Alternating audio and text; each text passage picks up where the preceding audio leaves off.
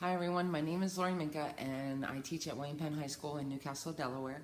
And I'm finishing up my 25th year teaching, but I feel like it's my second year teaching as I just began to use EdTech in the classroom not too long ago. It has been an experience and I've seen my students go from compliant to engaged, and I hope in the future to empower them to be successful in a world that they will live in. So I'd like to take this opportunity to thank Ms. Adams for giving me the opportunity to share this project with you. I wanted to do Skype, but our schedules didn't match, and I wanted to include a lot of people from William Penn High School, and including my student teacher who was here with us from the University of Delaware, Mr. Donnie Lang. So with his help and help from my students, we were able to use green screen for the first time, and I will have to say it's my favorite new tech tool, hands down. And it took a little while. It took us quite a few weeks to get comfortable with all the different things, but we're going to try to showcase them here today. So let's get started. Before you get started, if you have a device and you don't use Evernote, I would highly recommend getting this for your mobile device and for your computer. It's actually a .com, so you can pretty much open it wherever you are, and it does an amazing job at tracking all your notes. Tagging is important if you want to find something later. I've realized now after a couple years of using Evernote that it can get overwhelming, and sometimes I forget things that I've put in there only to find them after I'm done with the project that I'm working on, or after I needed that resource. So Evernote you can clip from the web anything that you find. You can create your own to-do list as shown in the upper left-hand corner right here. It's really nice. There's little boxes and you can check them off when you're done. And you can record your voice, and if you're somewhere and you can't type and you just want to leave yourself a voice note, it's great, and it keeps everything nice and organized. I actually prefer it on the computer the best, as it gives you a nice dashboard, so to speak, in order to move around and manipulate the notebooks. So if you haven't got that and Ms. Adams would like to pause this project, maybe you could download that now and get started with your first Evernote and take notes on this presentation. So if you have Evernote downloaded and you are ready to get started, the very first thing that I would put in your Evernote is to create a Twitter notebook, or at least a Twitter notes page. I never thought in a million years that I would join Twitter, and I am so happy that I did. It's probably been just about 2 years, and I learned more in 2 years on Twitter than I learned in 23 years of professional development within my district or within my state at conferences. Didn't get to go very often, didn't know about other conferences that were available, but once I got on Twitter, a whole new world opened up to me, and it has been wonderful to connect with great people from all over the world. As pictured here at the top, Carmel Health. He is an amazing health teacher. He is one of the #1 connecting health teachers out there, and I learned so much from him. He does a weekly Slow Chat health blog, and it's just, I'm a health and phys ed teacher, so there's a Slow Chat PE blog, and from Justin Schleiter from New Jersey, and then Andy does a Slow Chat health. So each day you answer like one question. So they have pushed my thinking, and they have motivated me to try great things. And Doug Tim is at the bottom of the screen, and I couldn't get his whole picture in there, but he is phenomenal. He is a principal in my district, and he is more connected than anybody else I know. I can't go anywhere online or go into Twitter or Boxer without hearing something motivational and inspirational from him, even just him sharing his thinking when he's trying to work on a project or get something done. So Doug and my entire professional learning network that I've connected with through Twitter has just been phenomenal. And please, please, please, if you have not joined Twitter, try it for a little bit. They have different places you can go to connect with people within your content area, and which makes it more enjoyable, as you're probably like-minded. So you could even pause and set up a Twitter account and start tweeting. There's all kinds of YouTube help and tutorials anywhere you go. Just Google Twitter and you'll find something that can help you get started. The next tool that I'd like to introduce is Voxer, and school's getting a little bit loud. I'm recording this early in the morning, and our integration buses are starting to get here. So please, I apologize if there's any background noise, but schools are really loud and noisy and they're messy. But I guess that's what makes it interesting and fun. So you'll hear sounds throughout this. A couple times we had to delete footage because toilets flushed, and I'm in the girls' locker room, which is our innovative learning lab, and you'll see pictures of that a little bit later. So again, I apologize, but we'll just push forward, and I'm going to let some of the pauses and some of my imperfections go ahead and show. If I was talking to you live, they would happen, so I'll try to muddle through. So, but anyway, back to Voxer. I joined Voxer just January of last year, and it has been absolutely amazing. And Twitter is great. You get tons of ideas, and you can type and interact with people, but Voxer is a walkie-talkie voice messaging tool that also allows you to send pictures, images, GIFs, and anything that you'd want to share to either ask a question or clarify or help someone else. Voxer is a way that you can do that. So these are just a few of my chats. ISTE is taking place in Denver, and that's everything EdTech. I so wish I could go. I missed it in Philly last year and didn't even know what it was since I'm just recently started connecting. But ISTE is apparently the place to be, where people break out new things and introduce different ideas, expand on big keynote speakers, and it lasts over a period of a few days. So if you can make it to ISTE this year, they have a Voxer chat you can join. In secondary PE chat, technology PE chat, general PE chat, standards-based chat, and people just go in and leave messages all day long. It's real time, and you can check it at your convenience. So if you have a long drive, it might be worth letting I like to let the boxes kind of pile up a little bit and then just play them in the car like it was a radio. My student teacher is at the bottom there. You can kind of see Mr. Lang. He'll be in this presentation, and it's been great to communicate with him about different ideas and things that he wants to try in class and lesson planning. And if you were mentoring someone new, we have a new teacher coming in next year, and I can't wait till she gets here. But if she joined Voxer right away once she was announced that she was coming to our school. And we already started chatting. So she has questions and things that she wants to know. What should she do? And it's a great way to help somebody without having to sit on the phone and talk. You can answer at your convenience. So if you haven't set up a Voxer account, you could do so as a small group and let it grow from there. You can add Voxer PE people. If any PE and health people are at this presentation, you can go to voxerpe.com. and you can choose chats that you'd like to try and add yourself to them. One that I really want to get in is the AR, VR, augmented reality and virtual reality chat, but I haven't got put in it yet. I just haven't had a chance to ask somebody to add me to that chat. So it has its quirkiness about it where I can't just go do it. Or if you can, I don't know how to do that yet. So there's a learning curve, but it's fun. It keeps things interesting. So give it a try. Hi, my name is Kristen Barnello. I'm an assistant principal here at William Penn High School in Newcastle, Delaware. And I want to take a few minutes to talk about how we use our LMS Schoology for professional development. So one of the things I was tasked with this year by my principal is to increase the use of technology in our classrooms. And we found that while our district offered a lot of support, that our teachers really needed something in building to make it more valuable to them and more relevant to their daily teaching practices.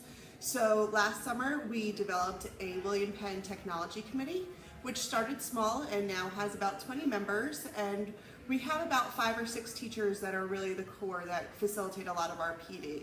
And over the course of this year, what we decided to do was use Schoology as a part of our PD platform. So you'll see that we have created a teaching and technology course, which houses all of our online and blended modules for PD. So whenever we have a PD day, if we offer breakout sessions specific to a tech tool, whether it be Schoology or any other app, we will house the materials in this course so that teachers can go back and access them later.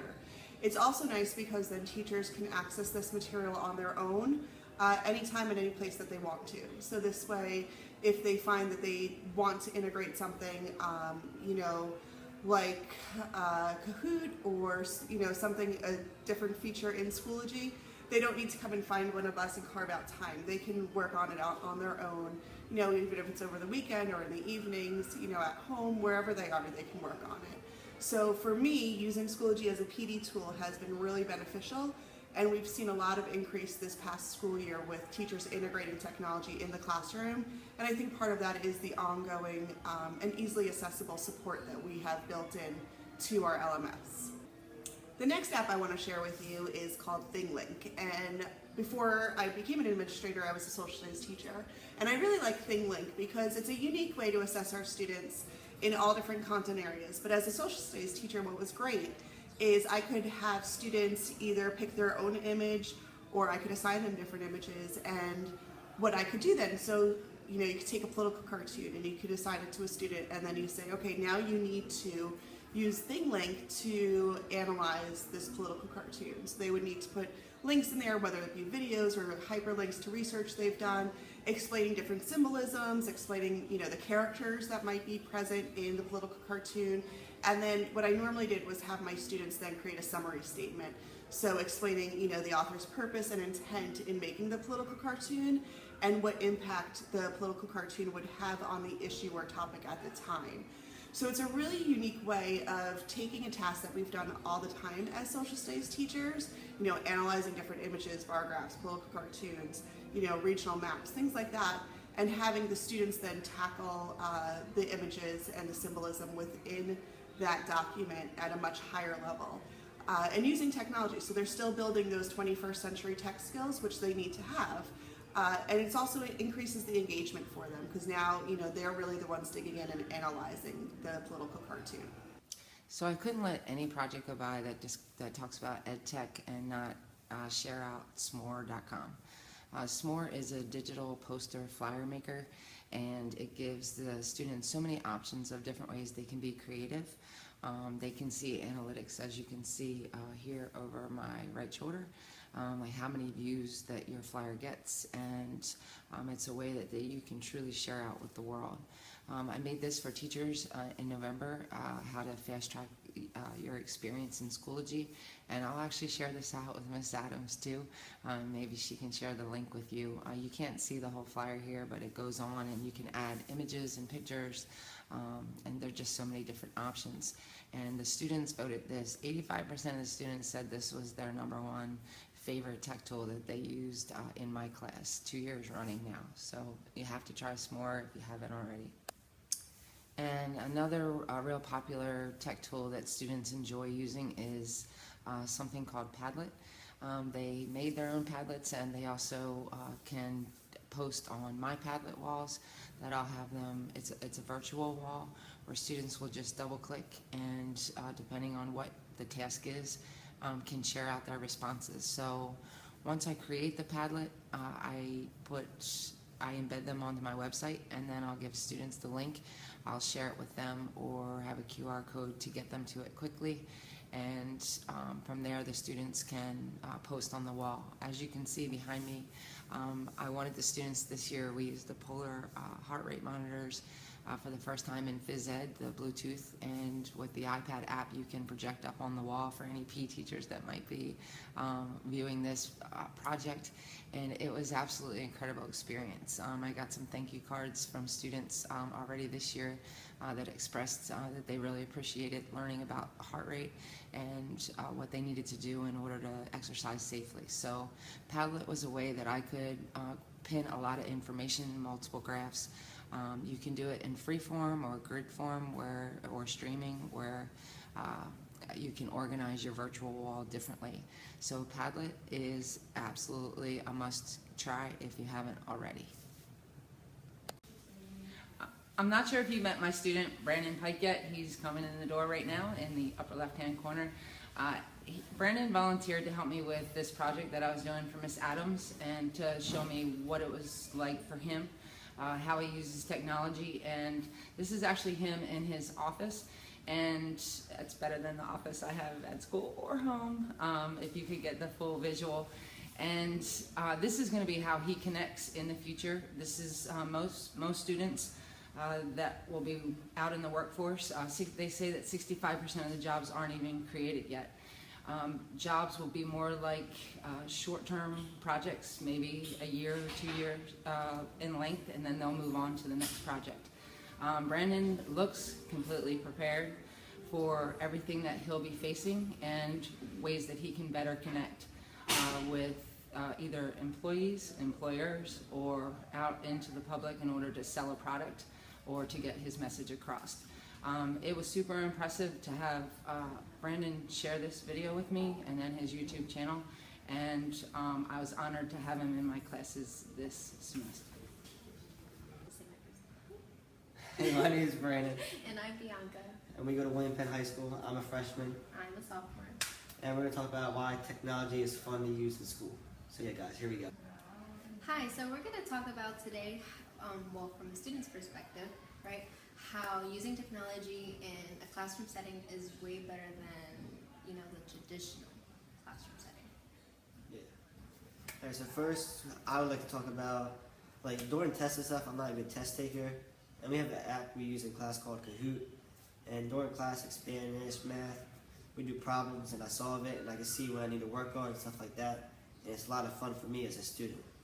Yeah, it's like more fun than getting just a Paper, packet. yeah. Packet, and, you know, when being like, hey, you know, just review, and you're reviewing on your own instead using the technology like Kahoot, it's like more interactive with the Yeah. whole class. Mhm. So, oh, and Schoology, when they give you assignments online, you know, you, And go through and click on the links and stuff, and actually do it in the classroom.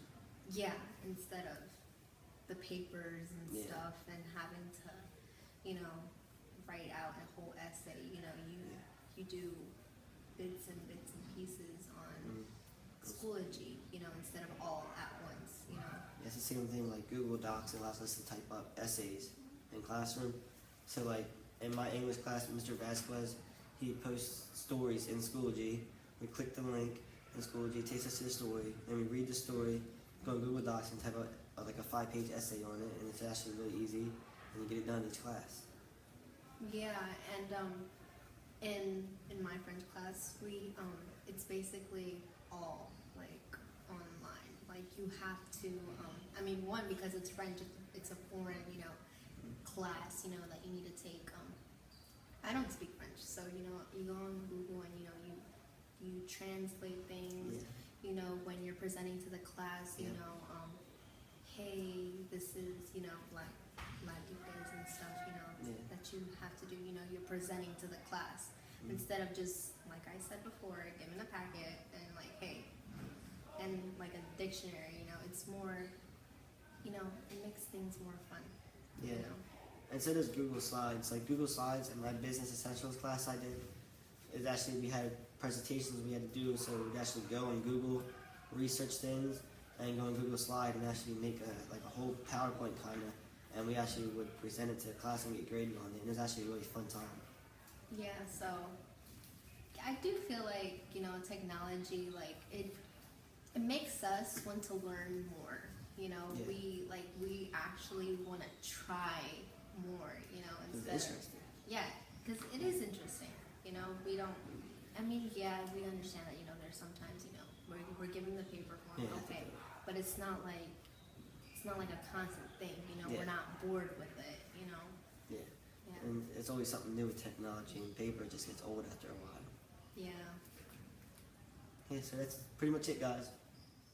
Hi, I'd like to take this opportunity to introduce Mr. Lang. He's from the University of Delaware, and he was my student teacher this spring. And I emailed him early on, and he said, I asked him if he used technology very often, and he responded that he was not a techie, but he was willing to learn. So that was very refreshing, and that I had worked with people in the past that just refused to try anything. And in this day and age, we have to move forward and try to make things better for our students. And I think technology is truly the way to do that. So let me introduce you to Mr. Lang. If you could share a little bit about coming to William Penn. Sure. So I'm Mr. Lang, and I'm from the University of Delaware. I major in health and physical education and have a minor in coaching science. I was very happy to be placed at William Penn High School, and I've heard a lot about Miss Minka from colleagues and other professionals and how great she is, and she has taught me a lot with technology. Coming into William Penn, I had no idea how to use technology other than texting and calling on my iPhone, and now I see all the benefits it has with student participation, and it enhances their learning overall.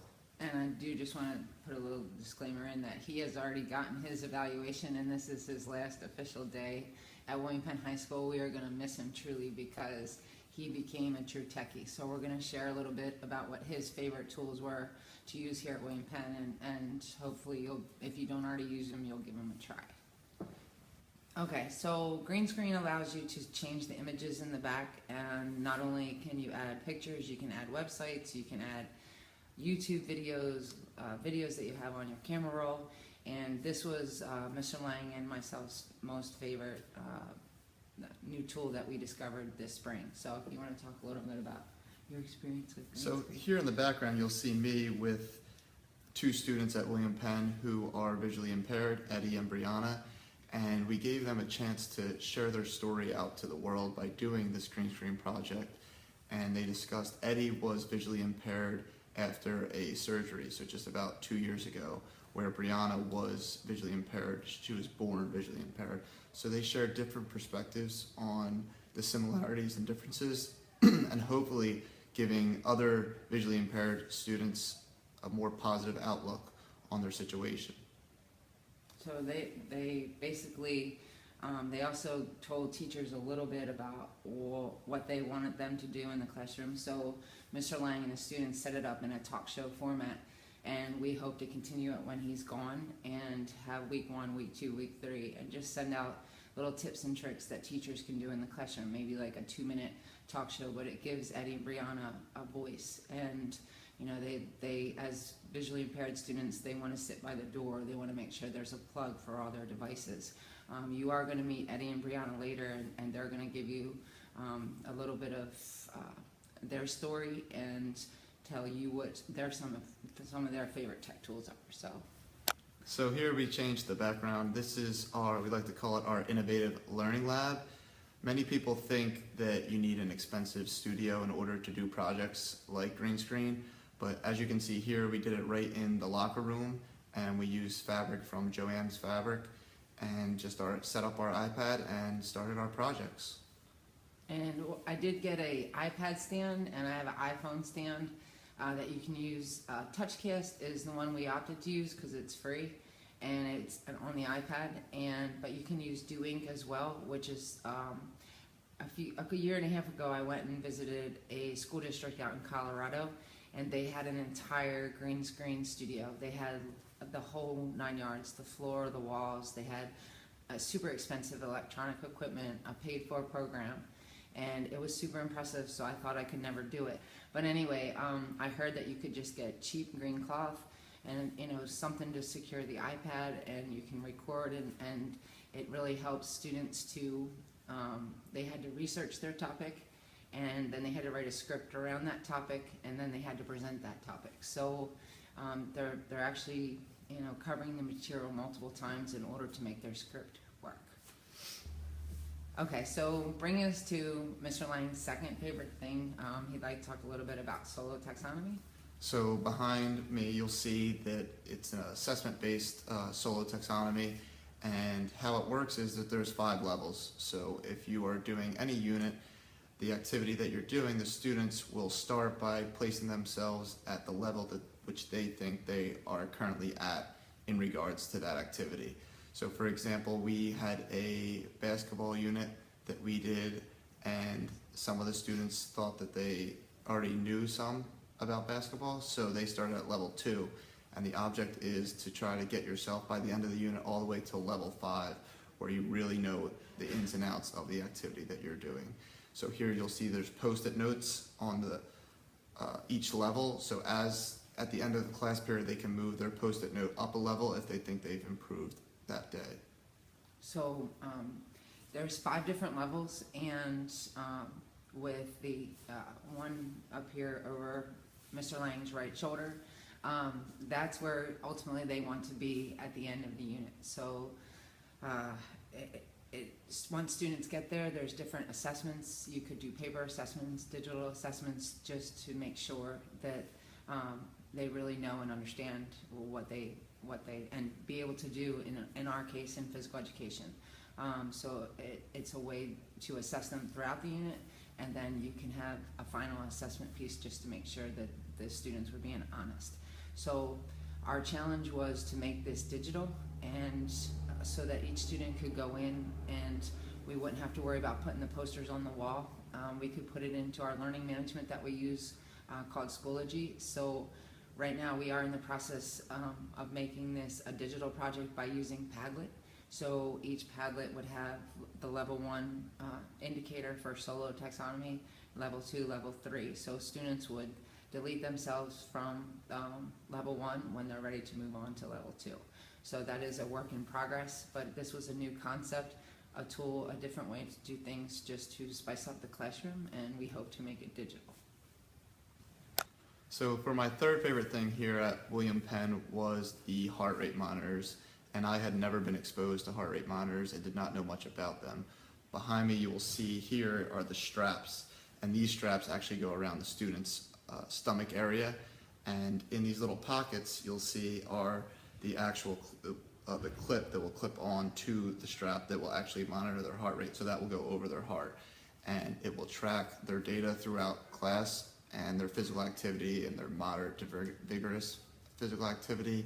And this way it's actually a form of assessment, so we can see how much the students are moving during each class period, as well as assess our own activities to make sure that our activities are having these students active during class and there's not a lot of downtime. And also in the shoe organizer, it is actually got from Bed Bath & Beyond, are little Plickers cards, and they are a way to assess students instantly. You can ask 1 question, you could ask a series of 3 questions. My goal is next year is to use these at least once a week, because the feedback and data, you get a green or a red, they either know the answer to the question or not. So it's mostly true, false, multiple choice, and the student holds the Plicker card based on their answer. So they can see they pick A, B, C, or D. It's just a quick way. You can scan the whole gym with your iPad, and it will give you some data, and just a quick way for teachers to do an assessment. So anything else about the Plickers? This is our first attempt at doing this, so please bear with us. We're not, this has definitely been an experience. So A great one. yeah, we're not like, we'll work on this, and I have a rubric that I want to share with you later that I learned, and it's awesome, and it's really helped me think about speaking and just having poise and voice, but I'll share that rubric with you a little bit later. Hi, so I'm here with Quincy, the infamous Quincy, and you may have heard a little bit about his story, but today I'm going to ask him a few questions about his experiences here at William Penn. So the first question I have for you, Quincy, is what is your favorite experiences at William Penn? Working with Miss Minka and in her class, and working with the technology, building a website. And tell us a little bit about that website. So what site did you use in order to build this website? How did that happen? It's called Weebly.com. You can build a free website, anything. And what was your website based off? What did you do your website on? You did it a little bit for the your church? Yeah. um, Minister in Song. That's what it was called. Where you're applying to colleges. Still thinking about that. Still doing research. One of them is the Atlanta Bible College. Still researching on that too. Awesome. So Quincy is going to use his website, Weebly.com, to further enhance his college application so he can put that on there and hopefully benefit and make sure that he gets accepted into his premier college. I also use Weebly for my professional career as well. So I have made a website on Weebly. It's really addicting once you get into it, and you can publish it online for everyone to see. And as Quincy said, it is completely free. So what is your favorite technology that you use?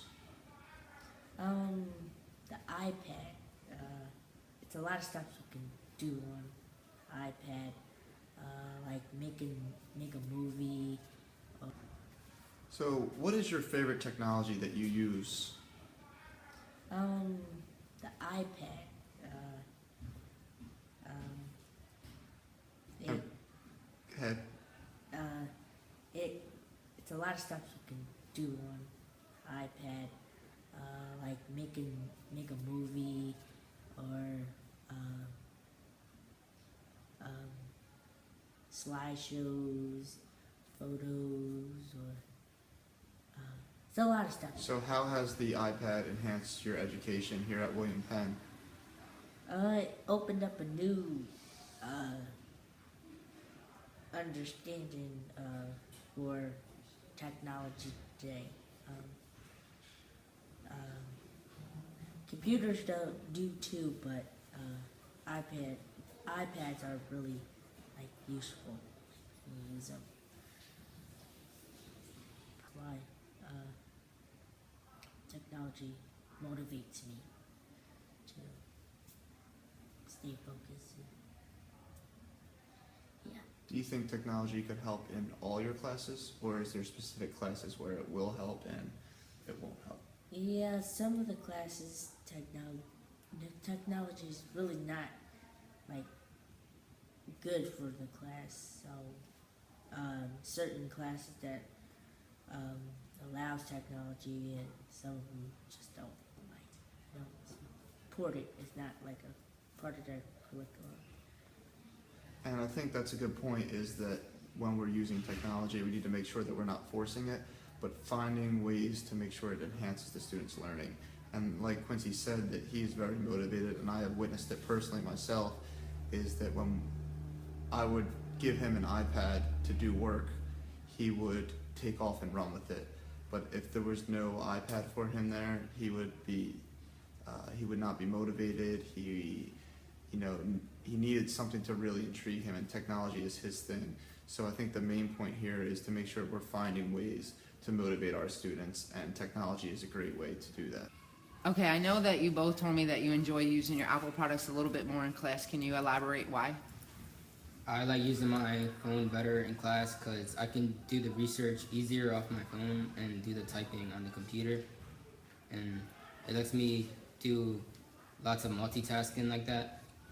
What about with your Apple Watch? It works kind of the same as the phone, but it's kind of for more like exercising because it kind of motivates you to do more steps and exercising. And it lets me access messages and stuff quick without opening my phone. Awesome. All right, Brianna? I also use an iPhone, and I use VoiceOver, and it makes things a whole lot easier. The internet's easier to use on my phone than it is on the computer. I can also hook it up to my Braille display, either my Focus 40 or Apex, whichever one I have. And anything that comes up on my phone, I can read on the Braille display. If I get a text, I can read the text, I can respond back to it with the Braille display. Email, same thing. I just use my phone for absolutely everything. So let me ask you, quite a few years ago, we didn't even have technology in the classroom in our district. We were a red zone. Hi, I'm with Tiana Brooks, and she has been with me since August. So We added a new picture into the background, and in January, after 17 weeks of health class, we went on a field trip to the Apple Store. So here at the Apple Store, Tiana learned how to write an iBook, and so her job when she came back to William Penn was to create, every student picked what it was that they wanted to learn, and they gave us like 5 different options. So Tiana wrote her first iBook, and she did an amazing job. I was so excited when she turned it in. It was like the best thing ever to grade. So, you're used to, we had done children's books on paper, and they colored in and stapled them, and we were going to give them to the elementary schools, but it was really, really difficult to do. But with a digital iBook, it was just fun to hold the iPad and scroll through her book. So I just wanted to share a little bit, wanted her to share a little bit about her experiences in health, changing from old school to new school with using digital technology. So building an iBook for me was fun, and it brought a lot of pleasure, and I like doing it because it gave me a chance to do something that I've never done before and combine reading with technology. did you like the trip to the Apple Store? Yes, Yeah, was the guy helpful? yes. Yeah, so the Apple people were great, and if you have one close to you, you can schedule a field trip, and we had about an hour and a half. They'll have you come in before the mall opens, and they'll work with you, and they actually went a little bit over, and then the students, if you move over a little, they can see my shirt. The students got, they got the Apple shirt, okay, you can come back, and they got earbuds, and Apple people, and then they got a flash drive, which is kind of ironic. But they wanted the students to save their projects on the flash drive, and then they could take them home with them. But actually, I think you just created yours here, right, in class. So Tiana has been great with every digital every digital project that we've done throughout the year. And for me, this was a whole new experience as well. So yeah, hopefully everything will just get easier and get better as we progress. And I'll probably have her again next year. I'll make sure she's on my schedule for phys-ed. So I hope you enjoyed watching what we do here at William Penn. And if you have any questions or need any help, please just reach out to me on Twitter or contact Miss Adams, and she'll be able to get in touch. So hope everyone has a great rest of the afternoon, and hope to connect soon.